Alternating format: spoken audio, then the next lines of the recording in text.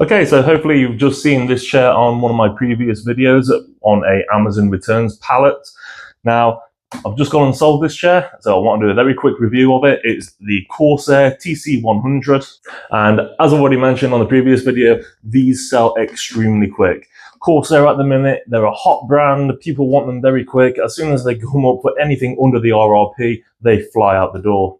So if you're going to go to the auctions and try and get these chairs, strongly recommend them.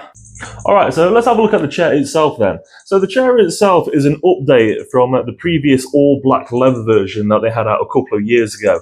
And I've got to say, it has vastly improved. So it does look so much better than that leather one that they put out a couple of years ago, and is significantly comfier. However, I have got to say, as a larger person, 6'4", I weigh quite a bit, this base is not wide enough. So for the larger person, I believe this probably isn't the right chair for you, and you're going to have to look at something like a Underseat Kaiser XL, or looking down the Razor range for a more appropriate, comfortable chair. However, for the mass general public, this is probably going to suit the vast majority of people quite well. I've also got to say that the padding on the actual seat itself is not a great deal, so it's not particularly comfy. Okay, and what I mean not a wide base, this is really small. Like, you're not going to be able to really sit on this comfortably if you're a larger guy. Additionally, if you're quite tall, this cushion pillow thing at the back, it just digs into my shoulder blades. So that's not actually on my neck at all. I can't raise that up any higher. So you've got to be quite short really to have this chair. Now, the maximum height of the chair, you're just about getting that 90-degree angle. But yeah, for anyone larger than myself, this is definitely not going to be worth having. So the actual down mechanism, yeah, it's about the standard range. There's nothing extraordinary about this. Okay, and one thing I have noticed about this is the material used is a little bit of a dust trap. So you are going to have to clean this out. I don't think the video shows this enough quite well. But yeah, it definitely does get the dust stuck in this material. So you're going to have to clean this one out quite a bit. So when it comes to the build quality of the actual chair itself, I've got to say, these chairs probably come out of the same 1, 2, maybe 3 factories, and they are quite generically built. All the parts are the same, so you're going to be looking at the same armrest, the same covers over the mechanisms, the same base units. There's very little that actually distinguishes between the chairs themselves. And a few little nice touches that they've incorporated. So you've got the Corsair logo on the covers, which go over these screws. So beforehand, these used to all just be open. But yeah, nice little touch. So by actually having the same parts between the chairs, there's a lot of the same faults that are found with them. So the plastic covers are prone to breaking quite easily. These plastic bases are not supportive of really anyone in excess of 120 kilos. I've picked up many a chair where these have snapped and come off. The mechanisms that are used in the chair, so it is primarily just an up and down with a tilt back chair back. So there isn't a great deal to it. If you're looking for a chair that does more than this, you're going to end up spending a lot more than the RRP for this one chair alone.